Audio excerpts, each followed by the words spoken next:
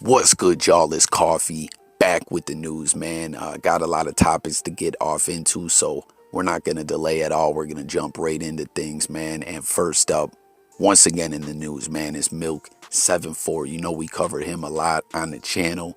And when it comes to all this online, controversy and whatnot, Milk never shies from it.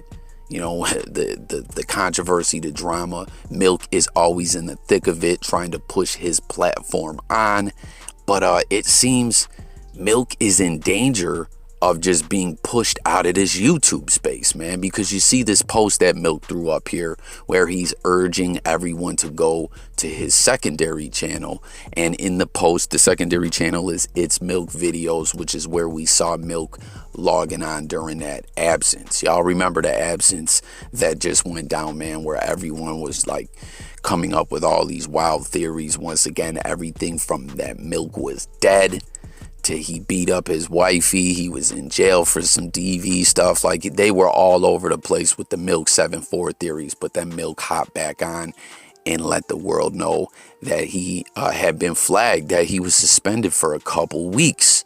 And now he's urging people to sub to the secondary channel. And in the post here of the secondary channel, it's of a video being flagged as well. So it's like on both platforms, Milk is getting all these different strikes. It seems that they're trying to push Milk up out of YouTube, man. I personally don't want to see Milk lose his platform. You know, I always say love Milk's content or hate it, or like him, hate him, however you feel, man. At the end of the day, all these different YouTube channels are entertainment. Whatever kind of lane, whatever kind of content people are putting out, they're trying to put out, entertain the people. Push a platform, grow a brand, however they're trying to do it, and Milk has, grown a respectable sized platform, put in a lot of work, and now it seems they got his back up against the wall, man, as he's trying to get everyone over there on that secondary channel. It seems he foresees some bad stuff coming. I don't know. Y'all let me know what you think.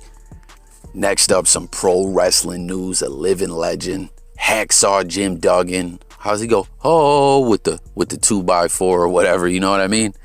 Hacksaw has been around forever, from way back in the day, all the way through the wrestling boom of the 90s, even in the 2000s, even, more recently, he's still going around making appearances and whatnot, very active on social media, staying tapped in with his fans, and he always goes to all the different WrestleCon, and I believe he went to StarCast and all that. I could be wrong about the StarCast, but I believe he wasn't there. But I believe he indeed was there. But he's always, making these appearances, working, keeping the Hacksaw name alive and whatnot.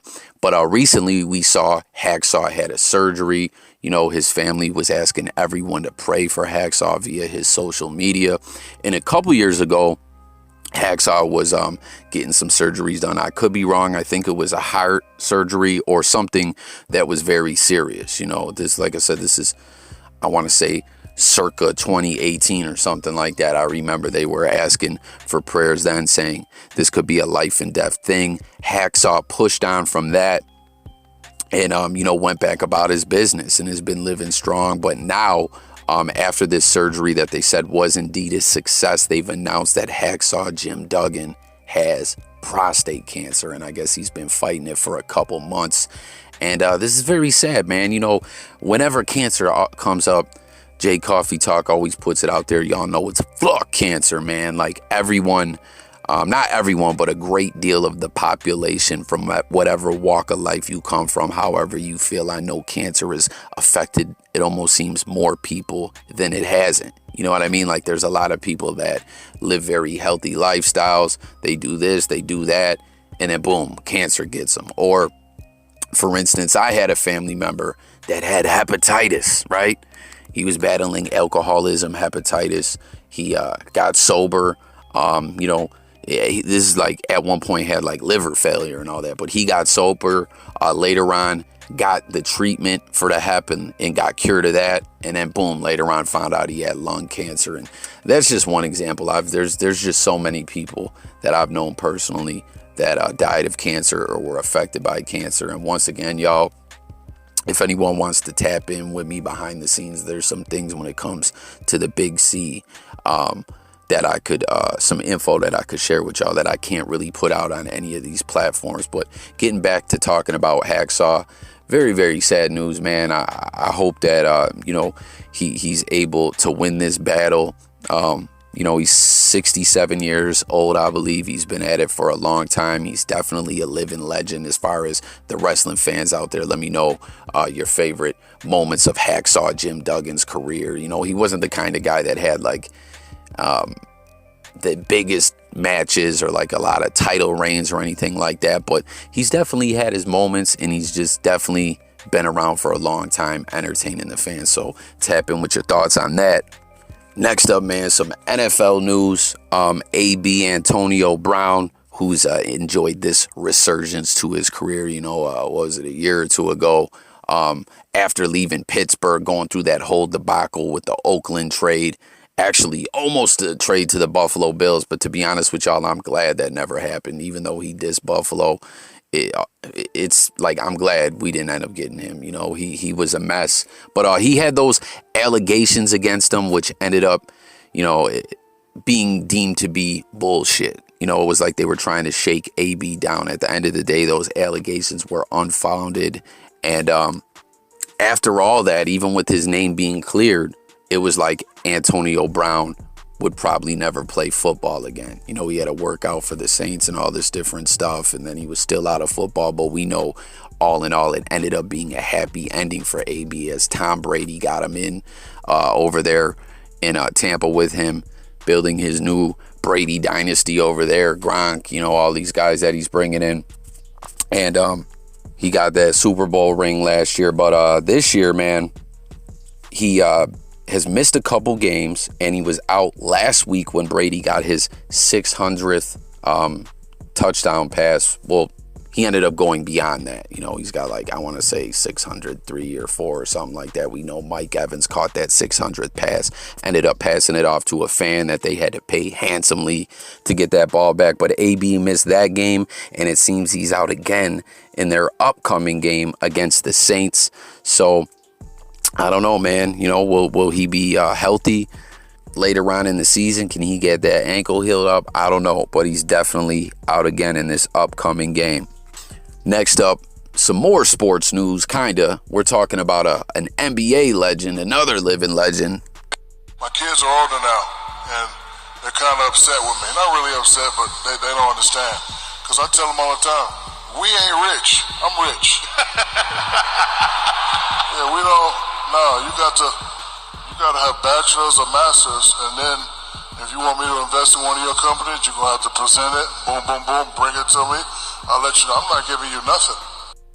Y'all heard that there. Shaq, who outside of just being a sports legend, is a very, very wealthy man. He's got all kinds of investments and business ventures going on. He does sports commentary. He does a lot, as well as flash that big Masonic ring. I know y'all seen that, man. When I first noticed that, I remember I was on a live chopping it with someone, and we were both just astounded by that. But anyways, you heard what he's talking about. Shaq has a lot of kids, and he says the kids be mad at him because they are like, oh shit, Dad, we're rich. And Shaq said, nah, I'm rich. If y'all want me to invest in you, you want me to believe in you and help get some kind of business deal or whatever going, or a brand or whatever it is you're trying to push, that's your dream, you got to take your ass to college first and get that degree, then put together that presentation, show me what you got, and make me believe in it. Then I'll invest in you. So Shaq not letting his kids get the easy way out. He wants them to work for it, And then last up, man, on the rundown here in the news, this was kind of bugged out to me, okay? The New York Post. They put up a lot of bullshit from time to time. A lot of these media outlets, they do some funny style shit. And if you guys remember back when DMX was still comatose, we didn't know if he was going to live or not. All his fans and family, friends, everyone was praying for X.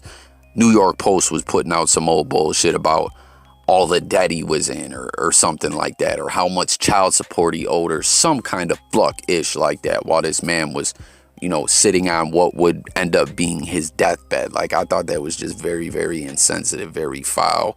And I just don't know what made them come out and do that. Well, here they are now shitting all over Snoop Dogg and Marshawn Lynch.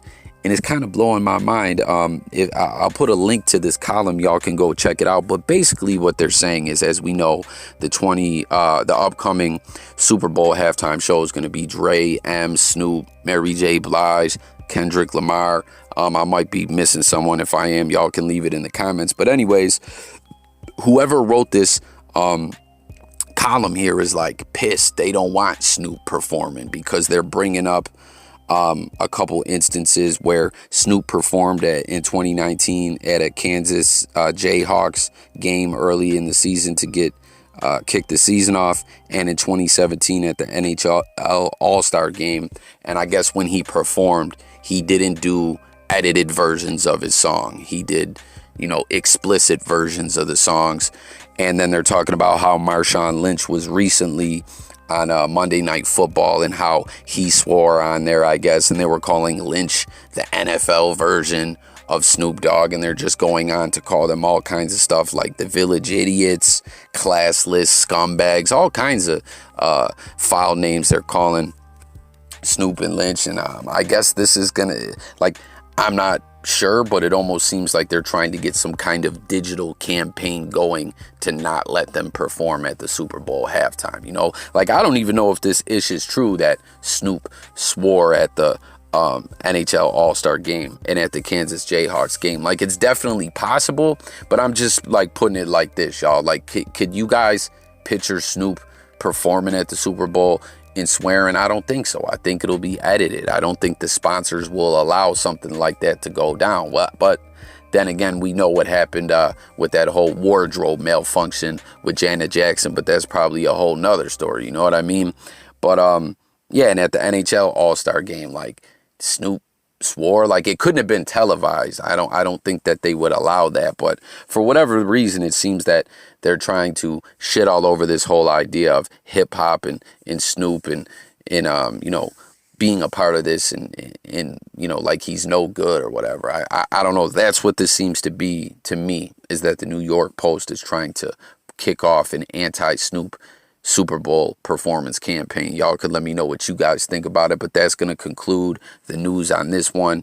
Tap in the comments. Let me know your thoughts on all these stories. Once again, guys, MILK74, they're trying to push them off YouTube. Hacksaw Jim Duggan battling the Big C. And remember good old JR Jim Ross out of the pro wrestling world recently. It got announced he was battling the Big C as well. AB out again in Tampa Bay. Shaq wants his kids to earn their way, not have it given to them. And why the hell does the New York Post hate Snoop Dogg so much? Let's discuss it all below. Thanks for watching. Sub to the channel, hit the notification bell. It's J Coffee Talk, daily content, music, news, sports, current events, life, and much, much more, y'all. And I'm up out of here, guys. Peace.